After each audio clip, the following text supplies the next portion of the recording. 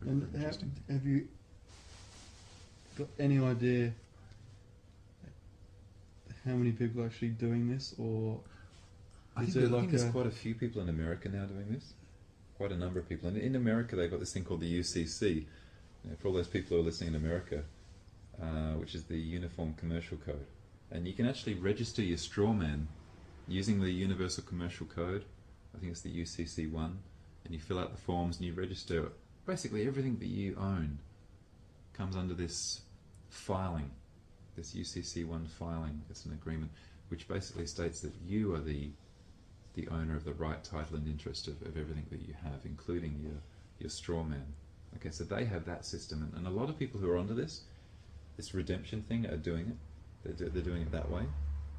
In Australia, we don't have UCC. I don't know what we have here. I've been trying to find out, but I don't think we even really need to do that. so have you come across other people that have done it? Not many. I've heard of one or two in Australia, but it's pretty new here. So it is quite cutting edge. And why do you think it's quite new? I mean, obviously, people could have been doing this for 100 years. Yeah, How come sure. it's just coming out kind of It's information I suppose the control. internet and Sure. Yeah. I mean, we're fortunate that some people are, can get information out, and it slowly gets around, but it's certainly not mainstream. And if it does become even remotely mainstream, it becomes a joke. It's made to look ridiculous. I did hear of one case where some people had put up a sign outside of the house and they weren't paying rates because they were going through the same process. And I think it was in Toowoomba. Yeah, it was on the Foreign Affair or something. And do you think it's a good thing to get this information out? A good thing, the more people do it, the better, or is it I do now. more people are aware of it? Yeah, I do now at this particular time because of what's going on with America and the whole. We come into the Bilderberg, the Trilateral Commission, all of the New World Order. We basically whatever people kind of say New World Order and they go, oh, and it's all like George Orwell, right? But there is a New World Order. Absolutely. Yeah, and it's formed by all of these corporations and entities and basically all of the people who run the world. All this stuff filters down through the media. There's only 6 people who run all of the media in the whole world. There's only 6 people. And I've got a map of that somewhere on this computer, amongst all the other stuff. But it lists all of the control of the radio stations and the... It's very evident, very obvious every time. Yeah, the newspapers and the print, and the media. So there's only 6 people that actually run that. Filtered through those 6 people. And we probably won't go into the D.L. Abraham stuff or the real New World Order stuff tonight, but that's another really big deep hole that we've been researching into. It's a very, very so at this point in time I can see that the New World Order's plan is generally population reduction by 80%. That's generally been the consensus of what they want to do. They want to reduce the whole population by 80% by whatever means. Okay, but when they come around to your house and knock on the door, they're going to be taking the straw man away for sure because they can. They can declare a state of emergency, as they do in America. Over there, they have this scary thing called FEMA. FEMA will come knocking at your door and they'll take you away and put you on a truck and they'll lock you up in a FEMA facility, right? Because they can. Yeah. That's force. That's not law. That's force. Yeah. You're talking about private corporations assuming control over natural flesh and blood beings who have been misled into becoming entities and corporate souls unwittingly. Without even realising it, yeah. What do you think? What do you think was the sort of the major sort of first of all, these common laws? I mean, when we saw the movie V for Vendetta is an interesting one. And the Old Bailey. Yeah. Are those laws actually held in a repository there?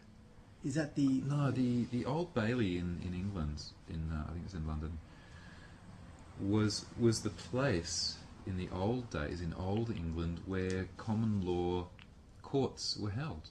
Okay, and the Old Bailey is the standing remnant of old law, of the law of the land. And so the Old Bailey has become a symbol in England of where law came from, which I think also came from Rome, right? Because England was kind of founded by Rome. So in V for Vendetta. Now, when I first saw V, I was like, yeah, this is great. Burn down the governments, right? But when I did my research, I actually found out that V was supporting Guy Fawkes. Now, in England, they have Guy Fawkes every year, and they burn Guy Fawkes. And why do they burn him? Because he was a Roman. He was actually like a Roman traitor. Not a Roman traitor, but he was a traitor of England. Okay, he was a traitor of the protesters, the Protestants. Protestant means to protest. Okay, so when you've got the Protestants and the Catholics fighting each other, what you've got is the Roman Catholic Church trying to take over England. Okay, and you've got the Protestants who are protesting against it. Now, in V, he's supporting Guy Fawkes. Now, Guy Fawkes was a Roman Catholic infiltrator into... he was going to blow up Parliament to unseat the Protestants and to reinstall Roman Catholic law. Okay, so what V is actually about is actually a disguise of bringing in this corporate control under the disguise of being against governments. But in fact, in the beginning of the film, he blows up the Old Bailey. Okay, and if you look at the words on the side of it, I can't recall them exactly, but it says something like, upholding peace or common law on the side of the Old Bailey. He blows that up. On the top, it's got the lady with the scales of justice, and he blows that up because he blows up, as he says, he's blowing up the symbol of what it stands for, and what that stands for is common law and the reintroduction of this matrix, And of course, the V was written by the Wachowski brothers, who wrote the Matrix. I mean, these guys, have this symbology right through all of their films. Yeah. So these common laws, they obviously must still be in there, like the oldest law books. Yeah. They're just written in ye olde English or whatever. Yeah. I'm sure there must be a way to get hold of the original, Yeah. tablets they were written on. But yeah, the common law, the law of the land, would have been very different. Yeah. So it'd be interesting to compare that to what we have now. I mean, when people don't realise how America got to be where it is and what it was doing and what this is all really about. But when America, those 13 states that split off from England, right, and wanted to be their own country, okay, with their own, and manufacture their own money, that's what England was fighting them over, really, was that they wanted to create their own money, which wasn't backed by gold. And the people in England at the time said, if you allow a country to do that, they'll take over the world, right? Because they're just going to have...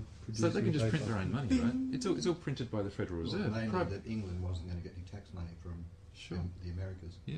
So it's all that's like what they were going to miss out on. That's what they were defending. Sure. From England's point of view. Yeah. And so you have the War of Independence. Okay. Was it 1812, 17? When was the War of Independence? 1776. 1776. That's the date that's imprinted on the Statue of Liberty's tablet that she's holding. Okay. The Statue of Liberty, by the way, is actually the Masonic goddess Semiramis, and she's the goddess of war. So the Statue of Liberty has nothing to do with liberty. Okay. She's the goddess of war.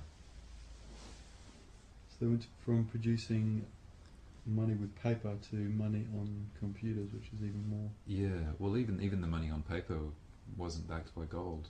So England was against that. France joined with America, obviously, against England. So you've got England fighting America, basically over this money creation thing.